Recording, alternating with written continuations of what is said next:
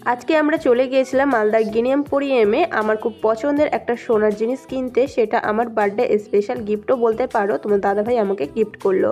সাথে আরও একটা খুশির খবর আছে, সেটা অবশ্যই তোমাদের সাথে শেয়ার করব। পুরো ব্লগটা দেখো, আশা করি ভালো লাগবে।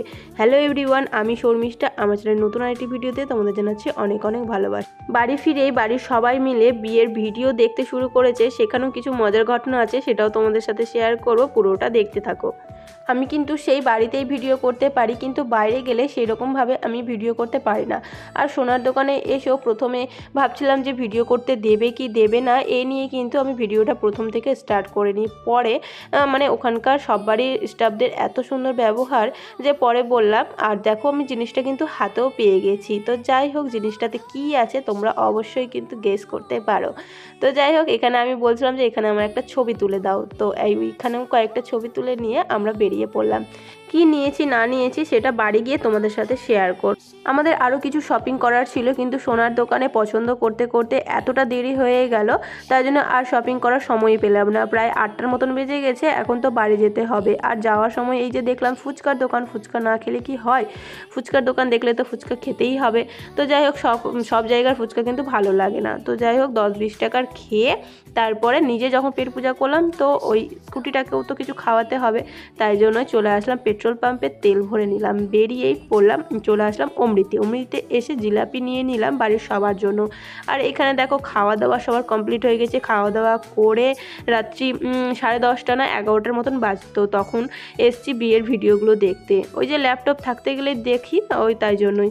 বিয়ের ভিডিওগুলো কিন্তু একা একা দেখতে ভালো লাগে না, যখন সবাই থাকে বাড়িতে তখনই কিন্তু দেখতে মজা লাগে। তো ওই যে বিয়ের ভিডিওগুলো দেখছিলাম, তখন মানে এই তো 4.5 বছর হলো। তখন মানে যাদেরকে দেখছি তাদেরকে মনে হচ্ছে কত ছোট ছিল, আর এখন কত বড় হয়ে গেছে এই যা। তো সবাই বিয়ের ভিডিওটাই দেখছিলাম, পুরোটা না শেষ করে কিন্তু কেউ। এদিকে বিয়ের ভিডিও দেখে অনেক রাত্রি করে ঘুমিয়েছি, আর সকালে উঠেই তো যেতে হবে জঙ্গিপুর, তাই জন্য অনেকটাই বেলা হয়ে গেছে। তাই জন্য বাড়ি থেকে টিফিন করে একটু দেরি করেই বেরালাম।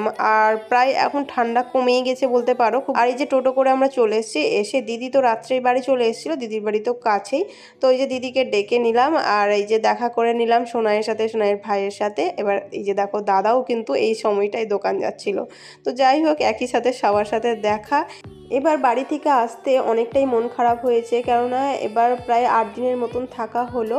আর বাবুও বেশ কিন্তু এবার খুব আনন্দেই ছিল, মজা মানে খেলাধুলা খুব করতে পেয়েছিল, তাই জন্য ওরও একটু মন খারাপ হয়েছিল। আর আমারও কিন্তু অনেকটাই মন খারাপ করছিল এবার বাড়ি থেকে আসার জন্য। তো যাই হোক, আবার তো কদিন পরে মেলা আছে, মাঘ মাসে যেটা পূর্ণিমায় মেলা হয়, গঙ্গা স্নানের মেলা। তো দেখি যদি তোমার দাদাভাই ছুটি থাকে তাহলে তো মেলাতে আবার যাব। তো যাই হোক, এই যে আমরা টোটো করে চলে এসেছি অমৃতি থেকে আবার মানে ম্যাজিকগুলো ধরে চলে এসেছিলাম মালদাতে আবার বাসে করে চলে আসলাম জঙ্গিপুর। তো এই যে জঙ্গিপুর এসেই যা গরম পড়েছে, 12টা বেজে গিয়েছিল, তাই জন্য সব সোয়েটার, বাবুর জ্যাকেট সব খুলে দিয়েছে। বাবু তো ঘেমে গেছে, আর পুরো বাসটাই কিন্তু বাবু ঘুমিয়ে এসছে। যেদিন সকালে একটু উঠে যাবে সেই দিন মানে পুরোটাই ও ঘুমিয়েই কাটাবে। ট্রেনে আসতে গেলে কিন্তু খুব সুবিধা হয়, মানে তেমনভাবে জার্নিটা বোঝা যায় না। আর বাসে আসতে গেলে আর এই যদি একটু দেরি করে বেরাই, তাহলে বাসগুলো অতিরিক্ত লেট করে, আর মানে ধৈর্য হারিয়ে ফেলি, মানে কেমন যেন লাগে। 3 ঘন্টা 3.5 ঘন্টা লাগিয়ে দেয়। বাবুও বিরক্ত হয়ে যায়, আমরাও বিরক্ত হয়ে যাই। তাই জন্য এবার থেকে মানে চেষ্টা করব ট্রেনে আসার। এখন তো গরমের দিন পড়েই গেল, আর ট্রেন আছে 7টা 15 দিকে, বেশ আরামসে কিন্তু বাড়ি থেকে আসতে পারবো। তো বাড়িও চলে এসেছি। এই যে মানে আমি 8 দিন পরে মানে বাড়িতে ঢুকলাম। তোমার দাদাভাই কিন্তু একবার এসেছিল, ডিউটি ছিল, তাই জন্য একবার এসেছিল। তো আমাকে এখন ঘরগুলো সব পরিষ্কার করে নিয়ে, বাসনপত্র তো মাজাই থাকে, আবার ওই দ্বিতীয়বার করে মেজে ঘুষে আমাকে এখন রান্নাটা বসাতে হবে। আর এখন ঝামেলা, এখন কি রান্না করব, কারণ বাড়িতে তো কোনো সবজি এনে রাখা থাকে না, মানে তাই জন্য ওই যে দেখো বলতে বলতেই কিন্তু বাইরে সবজিওয়ালা চলে এসেছিলো, আর টমেটো নিলাম।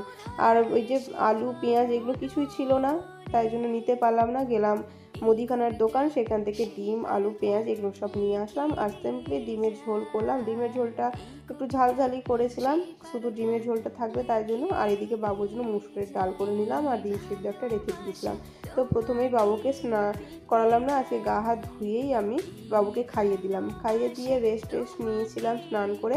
তারপরে দেখো সন্ধ্যের সময় এই যে খেলাধুলা করতে বসেছে। তো যাই হোক, আজকের ভিডিওটা আমি এখানে শেষ করছি। তোমাদের কেমন লেগেছে অবশ্যই কিন্তু জানাবে। আর যারা নতুন বন্ধুরা আছে তারা কিন্তু অবশ্যই আমার চ্যানেলটি সাবস্ক্রাইব করে পাশে থাকবে। সকলে সুস্থ থেকো, ভালো থেকো। চলো আজকের জন্য টাটা, দেখা হচ্ছে কালকে অন্য কোনো ব্লগে।